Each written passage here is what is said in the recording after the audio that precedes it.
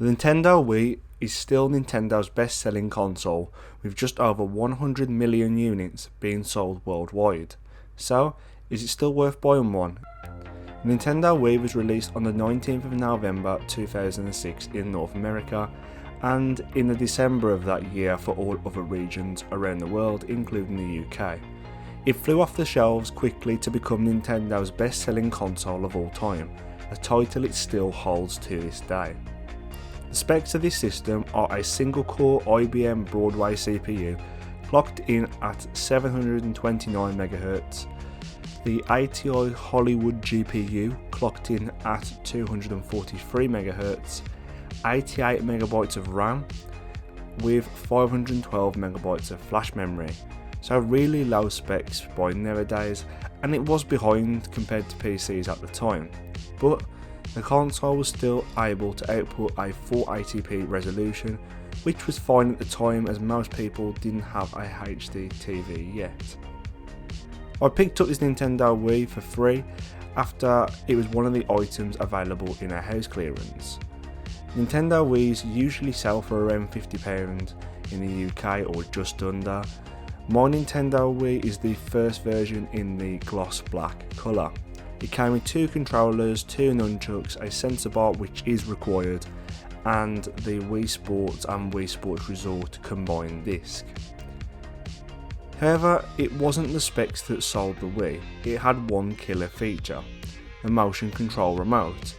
This was a technology originally thought up to control aeroplanes, but after advancements in that field, it was shown to multiple console makers including Microsoft and Sony, who just laughed at it saying it was useless and would never become popular. Wow, how wrong were they? Eventually Nintendo were the ones who brought the technology, and they went about implementing it into their next console, which was the Wii. The motion controller was what made the console so popular, user-friendly, and meant that anyone of any age or ability was able to play the Wii. When Microsoft and Sony saw how popular it was, and at this point the Wii was outselling their latest consoles, the Xbox 360 and the PlayStation 3, they sort of backpedaled by making their own versions in the form of the Xbox 360 Kinect and the blatant rip-off of the PlayStation Move.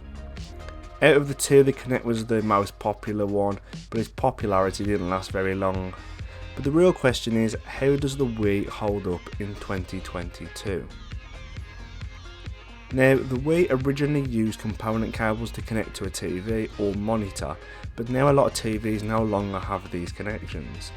That's why one of these is a must when using the Wii in 2022. This is an AV to HDMI converter for the Wii, and these can be found on eBay for just over £5, which is just under $7 US. The one we have here is called the Wii to HDMI, and it works really well and seems like it outputs a 720p resolution through HDMI, which does make the picture look better quality than newer displays, but you can see that it's been upscaled with the edges of the characters and features in the games. So let's get to actually using the Wii. As the Wii came out in a time where the console modding was popular on these consoles, as well as actually being doable. There are a few things you can do to mod your Wii system. Now, this is where the user friendliness goes out the window, as this is not the easiest thing to do, and if you do any of the steps wrong, you can brick your Wii console. So continue at your own risk if you are going to hack your Wii console. So to mod your Wii console, all you're going to need is a SD card. Any SD card that's over 2 GB should work, but just so you know what works, I've used a SanDisk Ultra Plus 32GB SD card. I'm so used to saying SD card. I'm not going to show you how to mod your Wii console in this video, as I don't feel 100% comfortable in doing it on camera, but Modern Vintage Gamer has a much better video that covers this topic on how to mod your Nintendo Wii, which I will have linked in the description down below, and it will also be in the iCard. Once your system is modded, it will allow you to play homebrew, backups of your Wii games and much more. So let's take a look at gaming on this system and roll the montage.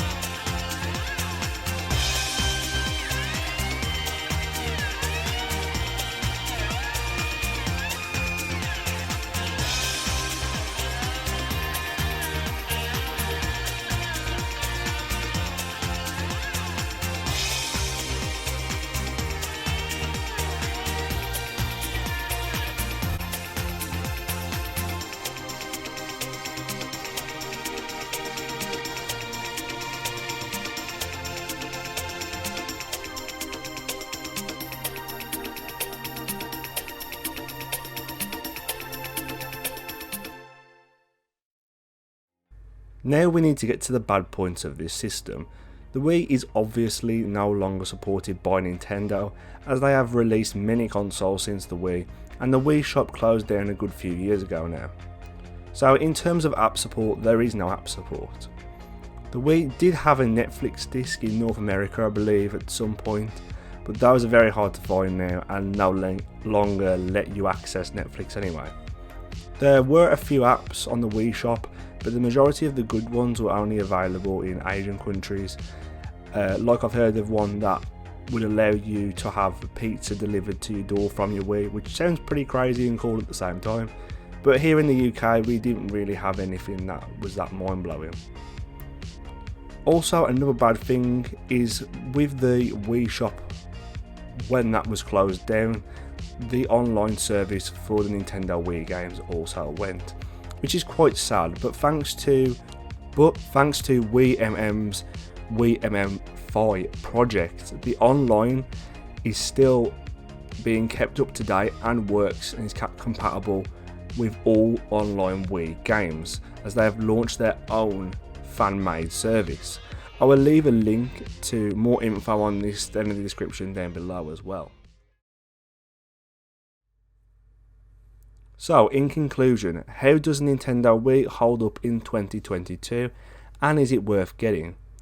If you are a fan of Nintendo games and retro gaming, it is 100% worth picking one up. Also, with the addition of these mods, it can make one of these consoles even more worth it today. The Nintendo Wii won't be for everyone due to its outdated graphics and different types of games compared to modern games, but it is something that most people can enjoy playing. If you like this video, remember to leave a like, leave a comment on your thoughts and memories of the Nintendo Wii, and subscribe to the channel if you haven't done so already. And I'll see all of you in the next one.